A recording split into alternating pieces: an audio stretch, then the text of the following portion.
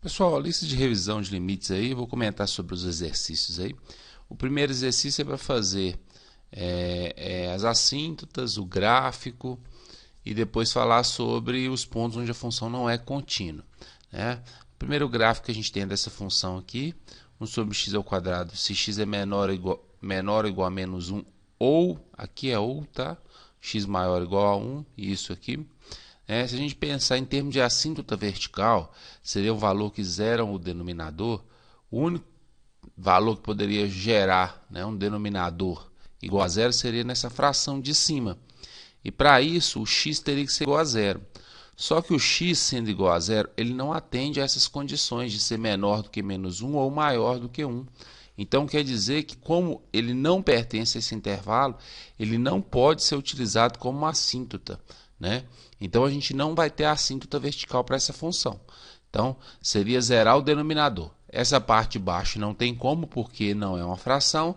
Essa parte de cima só seria zero se aqui fosse igual a zero, mas o zero não entra nas condições de intervalo aqui. Então, não temos a assíntota vertical. A assíntota horizontal, fazer o limite da função quando x tende a mais infinito. Se x tende a mais infinito, eu estou pensando no x que é maior do que 1.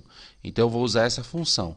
E como essa função tem x no denominador, a gente tem aqui que vai dar zero, né? X está no denominador, x tendendo a infinito, resposta zero.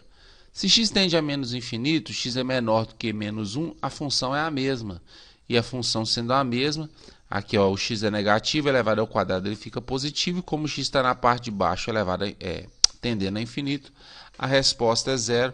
Então a assíntota horizontal é o y igual a zero, é uma assíntota horizontal só, é o y igual a zero. Então aqui eu copiei de novo a função, a única assíntota horizontal que a gente tem, que é o zero, está aqui, né?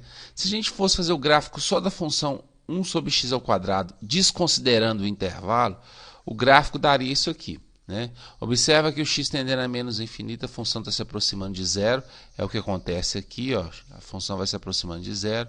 X tendendo a mais infinito, a função vai se aproximando de zero, é o que acontece aqui. Como o zero não é assíntota para esse gráfico, ele é assíntota para esse gráfico. Se o x se aproximar de zero, a função está se aproximando aqui, ó, né? Então, a assíntota para esse gráfico. Porém, esse gráfico, olha só, ele inclui valores que estão entre menos 1 e 1. Né? Se eu pegar um ponto aqui, em algum momento eu vou encontrar o gráfico aqui em cima. E ele só deve ser usado se x é menor ou igual a menos 1 ou maior ou igual a 1. Né? Então, respeitando esse intervalo, o gráfico vai ficar assim. Ele vai parar nesse ponto aqui, né? E vai continuar nesse ponto aqui. Fechado aqui e fechado aqui, porque aqui a gente tem o sinal de igual, ó, certo? Agora, entre os dois pontos, o y é igual a 2.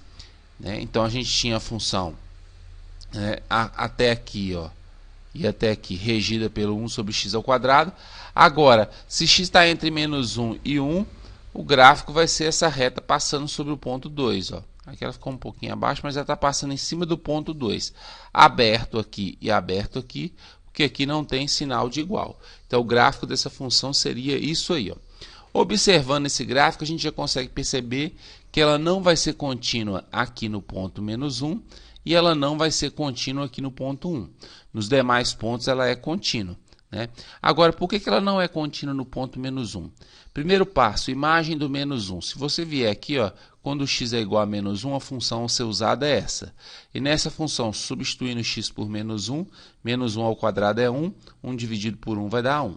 Então, existe a imagem do f menos 1. Então, não é problema no primeiro passo. Segundo passo, existência do limite. Calcular o limite da função quando x tende a menos 1. Como tem a ideia de menor do que menos 1 e a ideia de maior do que menos 1, sou obrigado a fazer os limites laterais. Limite à esquerda. Se x é menor do que menos 1, a função é essa.